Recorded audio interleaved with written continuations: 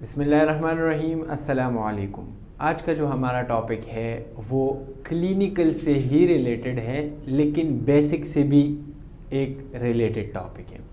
Last topic میں ہم نے NIV کی بات کی تھی کہ NIV ہم کہاں پہ لگا سکتے ہیں, کس طرح کی کنڈیشنز میں لگا سکتے ہیں. اگر لیٹ سے آپ کے پاس ایسے سائنز اینڈ سمٹمز آ گئے تو کیا آپ NIV لگائیں گے یا نہیں لگائیں گے, تو اس پہ ہم نے ڈسکشن کی تھی.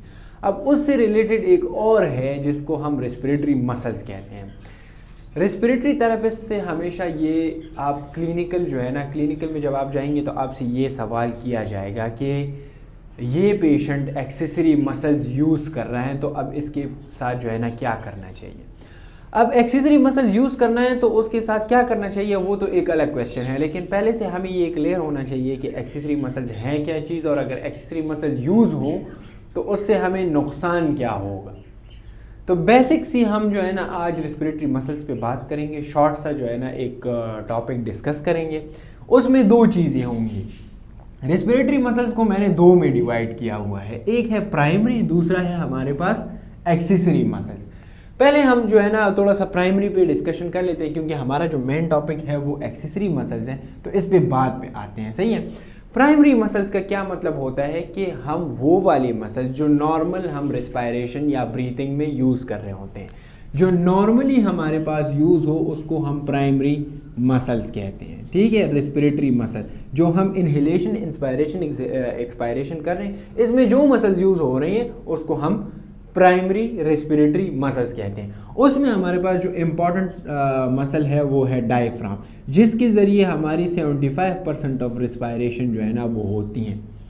کیوں, وہ ایک الگ ٹاپک چلا جائے گا ادھر کہ مطلب پرائمری مسل کس طرح سے یوز ہوتے ہیں, لیکن یہاں پہ آپ کو بس یہ کلیئر ہو جائے نا کہ ہمارے پاس پرائمری مسلز کیوں ہیں. اس کی کیوں میں نہیں جا رہا, پھر وہ ہم بعد میں ڈسکس کریں گے جب ہم نارمل فزیالوجی اور جب ہم ڈیزیزز اور فزیالوجی پڑھیں گے اس میں ڈسکس کر لیں گے. تو ڈائفرام ہمارے پاس یوز ہوتا ہے. ڈائفرام ہمارے پاس اسی طرح کا ایک جو ہے نا وہ یہاں پہ موجود ہوتا ہے. صحیح ہے. یہاں پہ اس کا ایک کام تو یہ ہے کہ ریسپریٹری سسٹم کو ایبڈومینل جو ڈائجسٹو سسٹم ہے اس سے الگ کرنا. دوسرا کام یہ ہے کہ جب ہم انسپریشن ایکسپریشن کر رہے ہوتے ہیں تو یہ اپنا جو ہے نا شیپ کو چینج کر رہا ہوتا ہے. تو یہ اس کا جو ہے نا وہ ہیلپ ہے. اس کی ڈیٹیل میں ہم نہیں جائیں گے. دوسرا ہے ہمارے پاس انٹرکاسٹل مسل. اس میں ایکسٹرنل انٹرکاسٹل مسل, انٹرنل انٹرکاسٹل مسل, جو ہمارے پاس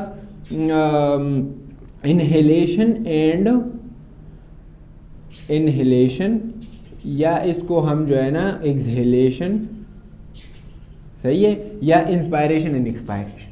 اسکلین مسلز ہمارے پاس آ جاتے ہیں جو آپ کی نارمل ریسپائریشن میں ہیلپ کرتے ہیں. اسٹرنوکلیوماسٹائڈ مسلز ہمارے پاس آ جاتے ہیں جو اسٹرنم اور ربس کی ایلیویشن کرتے ہیں جب ہمارے پاس انسپائریشن ہوتی ہے. تو میں بار بار یہ کہہ رہا ہوں کہ اس کی ڈیٹیل میں ہم نہیں جا رہے کیونکہ یہ پھر جو ہے نا ٹاپک دوسری طرف چلی جائے گی. ہم کلینیکل سے ریلیٹڈ بات کریں گے تاکہ آپ کو وہ چیز کلیئر ہو. اچھا, اب یہاں پہ آ جاتے ہیں. جب بھی آپ کلینیکل پہ جائیں گے نا اور آپ ایک ایسے پیشنٹ کو دیکھیں گے جس کا ریسپریٹری سسٹم کمپرومائز ہوگا. کمپرومائز کا کیا مطلب ہے, کچھ ٹرمینالوجیز ہیں اس کو آپ یاد رکھ لیا کریں. کمپرومائز کا مطلب یہ ہے کہ وہ پیشنٹ مشکل سے سانس لے رہا ہے, وہ پیشنٹ ڈسپنک ہے, ٹھیک ہے, وہ پیشنٹ جو ہے نا ہائپوکسیمک ہو رہا ہے, وہ پیشنٹ کی جو ہے نا سیٹس ڈراپ ہو رہی ہے, سیچوریشن ڈراپ ہو رہی ہے, ٹھیک ہے, ساتھ میں وہ ٹیکیپنک بھی ہے. تو یہ سارا جو معاملہ چل رہا ہوتا ہے نا, اس میں ایک اور کام ہو رہا ہوتا ہے جس کو ہم کہتے ہیں ایکسیسری مسلز یوزیج. ٹھیک ہے, یہ بات آپ نے یاد رکھنی ہے. ایکسیسری مسلز کی کیا ہو رہے ہوتے ہیں, یوزیج ہو رہی ہوتی ہے. مطلب جو ہمارے پاس ایکسیسری مسلز ہیں وہ استعمال ہو رہے ہوتے ہیں. اب یہاں پہ کویشچن میرا یہ ہے کہ ایکسیسری مسلز کیوں استعمال ہوتے ہیں. تو ہمیشہ یاد رکھنا چاہیے کہ یہ ایمرجنسی بیسس پہ استعمال ہوتے ہیں. یہ ہمارے پاس ایمرجنسی بیسس میں استعمال ہوتے ہیں. جب آپ کے پاس ایمرجنسی ہو, جب آپ ریسپائریٹری سسٹم کو نہیں چلا سکتے ان سارے مسلز پہ, تو ہمارے پاس دوسرے مسلز موجود ہوتے ہیں جس کو ایکسیسری مسل کہتے ہیں. وہ جو ہے نا ان ایکشن آ جاتے ہیں, وہ اپنا ایکشن پرفارم کرتے ہیں. کلیئر ہو گئی بات. ایک یہ بات کہ ایمرجنسی میں یوز کر سکتے ہیں. دوسری یہ بات ہے کہ یہ جو ایتھلیٹس وغیرہ ہوتے ہیں نا, ایتھلیٹس وغیرہ جو ہوتے ہیں یہ کیا کرتے ہیں, یہ ان مسلس کو ٹرین کرتے ہیں, صحیح ہے, تاکہ وہ جو ہے نا زیادہ بھاگ سکے. مطلب آپ جتنے بھی ایتھلیٹس دیکھتے ہیں, کرکٹرز ہیں, فٹ بالرز ہیں, یا جو ہے نا رننگ وغیرہ جو کرتے ہیں, تو میریتھن رنرز جو ہوتے ہیں وہ ایکسیسری مسلس کی پریکٹسز کرتے ہیں, اس کا ایک جو ہے نا وہ الگ ہے, لیکن وہاں پہ بھی ان کی ٹریننگ ہوتی ہے, یہ وہاں پہ پھر استعمال نارملی ہوتے ہیں. لیکن اگر ایک پیشنٹ, یہاں پہ یہ بات کیوں ضروری ہے کہ ایتھلیٹس میں جو ہے نا یہ ہوتا ہے, اگر لیٹ سے آپ کے پاس ایک پیشنٹ آ گئے تو آپ ان سے یہ ضرور پوچھیں. ویسے پاکستان جو ایشین کنٹریز ہوتے ہیں ان میں صحت کا زیادہ خیال نہیں رکھا جاتا, تو وہ زیادہ تر نان ایتھلیٹس ہی ہوتے ہیں, لیکن ایتھلیٹس میں یہ مسلز استعمال ہونا جو ہے نا وہ نارمل سی بات ہوتی ہے. لیکن جو نان ایتھلیٹس ہوتے ہیں ان میں یہ مسلز جو ہے نا وہ ایمرجنسی بیسس پہ یوز ہوتے ہیں, کوئی مسئلہ ہوتا ہے تبھی یوز ہوں گے, صحیح ہے. اب کلیئر ہو جائے یہاں پہ کہ ہمارے پاس ایکسیسری مسلز کون کون سے ہیں. تو پیکٹورلس میجر مسلز ہیں, ٹریپیزیس مسلز ہیں, لیٹسمس ڈورسائی مسلز ہیں, اینڈ ایبڈومینل مسلز. یہ 4 مسلز آپ نے یاد رکھنے ہیں, پیکٹورلس میجر, ٹریپیزیس, لیٹسمس ڈورسائی اینڈ ایبڈومینل مسلز, صحیح ہے. اس کا اگر کوئی جو ہے نا آپ نیمونک بنا لے, ویسے اس کا کوئی نیمونک بنتا ہے اگر ہم ایک ورڈ کو جو ہے نا وہ لے لیں تو PTLA یہ بن سکتا ہے. بس آپ جو بھی بنا لیں نیمونک بنا لیں, لیکن اس کو یاد رکھنا ہے کہ یہ والے مسلز آپ کے پاس یوز ہوں گے. اب میں یہ کیوں کہہ رہا ہوں کہ آپ کو یہ والی چیز یاد ہونی چاہیے. لیٹ سے آپ کو کلینیکل میں کوئی یہ کہے کہ ایکسیسری مسلز یوز ہو رہے ہیں, تو آپ کے ذہن میں آ جائے کہ اچھا ایکسیسری مسلز کون کون سے ہیں, پیکٹورلس میجر مسلز ہے. اب یہ پیکٹورلس میجر مسلز کہاں پہ موجود ہے, یہ میں آپ کو یہاں پہ کویسچن چھوڑ رہا ہوں. یہ میں اس لیے چھوڑ رہا ہوں تاکہ آپ گوگل پہ جائیں اور ایکسیسری مسلز لکھ کے نا تو آپ کو وہ اسٹرکچر جو ہے نا وہ آ جائے گی. کلیئر ہوگی بات. ٹریپیزیس مسلز, اچھا ٹریپیزیس مسلز یوز ہو رہی ہیں. اچھا یہ ٹریپیزیس مسل کہاں پہ موجود ہوتے ہیں, لیٹسمس ڈورسائی مسلز یوز ہو رہی ہیں, ایبڈومینل مسلز یوز, اس کا تو نام سے جو ہے نا وہ کلیئر ہے کہ یہ کہاں پہ موجود ہوں گے. لیکن آپ کو یہ آئیڈیا ہو کہ اچھا ابھی اس پیشنٹ کا یہ جو ٹیکیپنک ہو رہے ہیں, یہ جو نیزل فلیئرنگ ہو رہی ہے, یہاں پہ جو مسلز یوز ہو رہے ہیں تو یہ ایکسیسری مسلز یوز ہو رہے ہیں. جب ایکسیسری مسلز یوز ہوں گے تو کیا ہوگا, یہ آپ ایزیوم کریں گے کہ یہ ایمرجنسی کنڈیشن ہے. کلیئر ہوگی بات.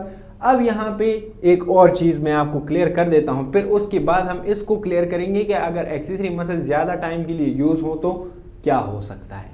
اب یہاں پہ دیکھ لیں, پیکٹورلس میجر مسلز اینڈ ٹریپیزیس مسلز, یہ آپ کے پاس 2 ہیلپ کریں گے. ہم نے کہا نا کہ یہ ایمرجنسی بیسس پہ یوز ہوتے ہیں, تو یہ آپ کے پاس یوز ہوں گے فورسڈ انسپائریشن میں, ٹھیک ہے, فورسڈ انسپائریشن میں یوز ہوں گے.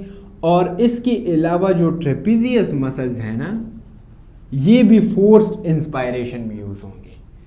مطلب اگر میں لیٹ سے آپ کے پاس کوئی جو ہے نا ڈاگ وغیرہ ہو جائے راستے میں اور آپ ان سے بھاگیں, تو جب آپ بھاگ رہے ہیں نا تو آپ کے ایکسیسری مسلز ایکشن میں آ جاتے ہیں. جب ایکسیسری مسلز میں آپ انسپائریشن کریں گے نا فورسڈ, کیونکہ آپ کو بھاگنا چاہیے اور بھاگنے کے لیے آپ کو زیادہ آکسیجن کی ضرورت ہے اور آکسیجن کے لیے آپ کو زیادہ ہوا کی ضرورت ہے, تو جب آپ فورس انسپائریشن کریں گے تو اس میں 2 مسلز یوز ہوں گے, ایک پیکٹورلس میجر مسل, دوسرا ٹریپیزیس مسلز. کلیئر ہو گئی بات. یہ فورس انسپائریشن آپ کے لیے کریں گے. یہ میں نے یہاں پہ لکھ بھی دیا ہے کہ مطلب یہ آپ کے پاس کیا کرتے ہیں, یہ ایلیویشن آف ربز اینڈ اسکیپولا کرتے ہیں. یہ اسکیپولا اور ربس کے ساتھ اٹیچ ہوتے ہیں, تو جب آپ فورس انسپائریشن کرتے ہیں نا تو اس کی ایلیویشن ہو جاتی ہے تاکہ یہاں پہ اسپیس بن جائے. کلیئر ہو گئی بات. اچھا یہ مسلس کی تو آپ کو پتہ ہوگا نا کہ مسلس کی ایک سٹارٹنگ اینڈ ہوتا ہے اور دوسرا جو ہے نا وہ اس کا وہ میں نام بھول گیا ہوں کہ مطلب جہاں پہ وہ اینڈ ہوتے, یہ اٹیچمنٹ اس کی ہوتی ہے. اب دوسری بات, لیٹسمس ڈورسائی مسلز اور ایبڈومینل مسلز, یہ آپ کے پاس کیا کریں گے, یہ آپ کے پاس فورسڈ ایکسپائریشن کریں گے. صحیح ہے. جب آپ انسپائریشن کریں گے تو یہ والے مسلز یوز ہو رہی ہیں. اب اگر آپ ایکسپائریشن کر رہے ہیں تو یہ والے مسلز یوز ہوں گے, اور یہ بہت امپورٹنٹ ہے. کیوں؟ کیونکہ جب آپ کے پاس ریسٹرکٹیو لنگ ڈیزیزز ہوتے ہیں اور آبسٹرکٹیو لنگ ڈیزیزز ہوتے ہیں نا, تو اس میں یہ چیز میٹر کرتی ہے, لیکن ابھی میں اس کو یہاں پہ ڈسکس نہیں کروں گا تاکہ آپ کنفیوز نہ ہو. اب یہاں پہ یہ کلیئر کر دیں کہ 2 مسلز آپ کے پاس فورس انسپائریشن کے لیے یوز ہوں گے اور 2 مسلز آپ کے پاس فورسڈ ایکسپائریشن کے لیے یوز ہوں گے. کلیئر. اچھا اب یہاں پہ کوشچن یہ بنتا ہے، یہ ایبڈومینل مسلز میں یہ والی مسلز بھی آ جاتے ہیں کہ rickets external and internal oblique and rickets ایبڈومینس مسل. صحیح ہے. اب یہاں پہ آپ سے ایک سوال میں کرتا ہوں، جو میں آپ کا بیک گراؤنڈ بنا رہا تھا نا، اس کا مقصد کیا تھا؟ لیٹ سے آپ کے پاس ایکسیسری مسلز بہت زیادہ یوز ہو رہے ہیں تو اس کا نقصان کیا ہو سکتا ہے. میں جو آپ کا بیک گراؤنڈ اس لیے بنا رہا تھا کہ آپ کو جو ہے نا وہ کلیئر ہو جائے. تو پہلی بات، جب آپ جو ہے نا ایکسیسری مسلز کو زیادہ یوز کریں گے تو پیشنٹ فیٹیگ میں جائے گا. صحیح ہے. دوسرا آپ کے پاس کیا ہوگا، جب فیٹیگ ہوگا تو ساتھ ساتھ میں ریسپیریٹری ویکنس ہوگی. صحیح ہے. مطلب پیشنٹ جو ہے نا وہ ریسپیریٹری ویکنس اس میں اس لیے آئے گی کہ آلریڈی اس کی ایمرجنسی مسلز جو ہے نا وہ ان یوز ہے. تیسری بات، یہاں پہ ریسپیریٹری فیلئر کے چانسز زیادہ ہو سکتے ہیں، اور جب بھی آپ کے پاس ریسپیریٹری فیلئر کے چانسز ہو تو اس میں آپ کے پاس انٹیوبیشن کے چانسز ہو سکتے ہیں. اب یہاں پہ یہ چیز میں آپ کو کلیئر کر دوں کہ انٹیوبیشن کیا چیز ہے. انٹیوبیشن وہ چیز، وہ ٹیکنیک، وہ پروسیجر جس میں ہم جو ہے نا انڈوٹریکیل ٹیوب کو کہاں پہ ڈالتے ہیں، ٹریکیا میں ڈالتے ہیں، اور پیشنٹ کو سیڈیٹ کرتے ہیں تاکہ وہ جو ہے نا وہ کیا نہ ہو، وہ ونڈ کے ساتھ فائٹ نہ کرے. یہ ہمارا ٹاپک نہیں ہے. مسئلہ اصل میں یہاں پہ یہ ہوتا ہے کہ جب ایکسیسری مسل زیادہ یوز ہو رہے ہیں، اس کا میں ایک آسان اگزامپل لے لیتا ہوں. جب بھی آپ بائک یا جو ہے نا ایک موٹر کار چلا رہے ہوتے ہیں تو اس میں کیا ہوتا ہے، اس میں ایک ریزرو پیٹرول ہوتا ہے. وہ ریزرو پیٹرول آپ کو کیا مہیا کرتا ہے، وہ آپ کو ایمرجنسی میں ہیلپ کرتا ہے. اب یہ جو ایکسیسری مسلز ہے یہ بھی آپ کی ایمرجنسی کنڈیشن میں کام آ سکتے ہیں، لیکن کب تک؟ ایکسیسری مسلز زیادہ دیر تک کام نہیں کریں گے. اگر لیٹ سے ایکسیسری مسلز آپ بار بار یوز کر رہے ہیں تو اس سے کیا ہوگا، اس سے آپ کو فیٹیگ فیل ہوگا، پیشنٹ کو سانس لینے میں اور بھی دشواری آئے گی. جب ریسپیریٹری ویکنس آئے گی ساتھ میں ریسپیریٹری فیلئر آئے گا. ریسپیریٹری فیلئر کا کیا مطلب ہوا کہ وہ پیشنٹ جو ہے نا وہ ایپنک بھی ہو سکتا ہے. ایپنیا جس کو ہم کہتے ہیں نا، ایپنیا، تو ایپنیا بھی ہو سکتی ہے. تو ان چیزوں سے بچنے کے لیے، انٹیوبیشن سے بچنے کے لیے ہم نے کیا کرنا ہوتا ہے، ہم نے یہ ایکسیسری مسلز کی یوزیج کو کم کرنا ہے. اب ایکسیسری مسلز کی یوزیج کو ہم کس طرح سے کم کریں گے؟ ایک تو ہمیں یہ بات پتہ چل گئی ہے کہ پرائمری مسلز کون سے ہیں. دوسرا ہمیں یہ پتہ چل گیا ہے کہ پیکٹورلس میجرز اور یہ جتنی بھی مسل ہے یہ ایکسیسری مسلز ہے. ایکسیسری مسلز کون سے ہیں؟ پھر ہمیں یہ پتہ چلا کہ ایکسیسری مسلز کہاں پہ یوز ہوتے ہیں. ایمرجنسی اینڈ ایتھلیٹس میں جو ہے نا وہ یوز ہوتے ہیں. اب اگر لیٹ سے زیادہ ٹائم کے لیے ایکسیسری مسلز یوز ہو تو ہمارے پاس کیا ہوگا؟ تو یہاں پہ لاسٹ سوال جو بچتا ہے نا وہ یہ ہے کہ اگر لیٹ سے آپ کے پاس جو ہے نا ایکسیسری مسلز یوز ہو رہی ہیں تو آپ کیا کریں گے، جی سی ایس چیک کریں گے. دوسری بات یہ آپ یہ دیکھیں گے کہ ٹائپ 1 ریسپیریٹری فیلئر ہے یا ٹائپ 2 ریسپیریٹری فیلئر ہے. صحیح ہے. کوئی فیشل ٹراما چیک کریں گے. ٹھیک ہے، کوئی فیشل ٹراما چیک کریں گے. ساتھ میں جو مین پیتھولوجی ہے اس کو بھی آپ نے دیکھنا ہوتا ہے. کلیئر ہو گئی بات؟ اس کا میں کیوں آپ کو یہاں پہ کہہ رہا ہوں، یہ اس لیے کہ ایکسیسری مسلز کی یوزیج کو کم کرنے کے لیے ہم کیا لگاتے ہیں، نان انویزو وینٹیلیشن لگاتے ہیں. جب آپ کو پتہ چل جائے کہ آپ کے پاس ٹائپ 1 ہے ٹائپ 2 ہے تو پھر آپ ڈیسائیڈ کر لیتے ہیں کہ میں نے یہاں پہ سی پیپ لگانا ہے یا میں نے یہاں پہ بی لیول لگانا ہے. کلیئر ہو گئی بات؟ تو یہ اسی لیے یہ ساری چیزیں جو ہے نا وہ انٹر کنیکٹڈ ہوتی ہیں. یہ جی سی ایس اور یہ ٹائپ 1 ٹائپ 2 کے لیے لاسٹ جو ہم نے 2-3 ویڈیوز بنائی ہیں آپ اس کو دیکھ لیں، آپ کو کلیئر ہو جائے گا.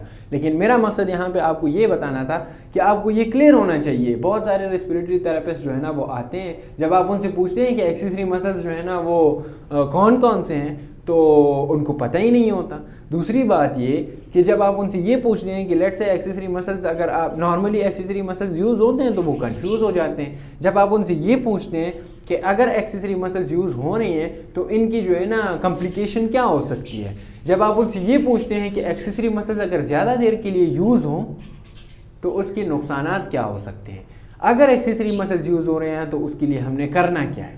تو یہ چیزیں آپ کے ذہن میں کلیئر ہونی چاہیے، تاکہ اگر آپ سے کوئی کنسلٹنٹ، کوئی سینئر ریسپریٹری تھراپسٹ آپ سے یہ پوچھے کہ اچھا یہ اس پیشنٹ کو دیکھو، یہ ابھی ٹیکیپنک ہو رہا ہے، یہ اس کی ریسپریٹری مسلز جو ہے نا وہ ویک ہو رہے ہیں، تو یہ کیا سائن اینڈ سمپٹم شو کر رہی ہیں، یہ کیا انڈیکیشن آپ کو دے رہی ہیں. تو یہ ساری چیزیں آپ کو یہاں پہ کلیئر ہو گئی. اگر لیٹ سے اس میں کوئی سوال وغیرہ ہو یا کوئی چیز میرے سے رہ گئی ہو، میں 1 منٹ چیک کر بھی لیتا ہوں کہ اگر اس میں کوئی چیز رہ گئی ہو تو میں آپ کو بتا دیتا ہوں، تاکہ وہ چیز جو ہے نا وہ رہ نہ جائے.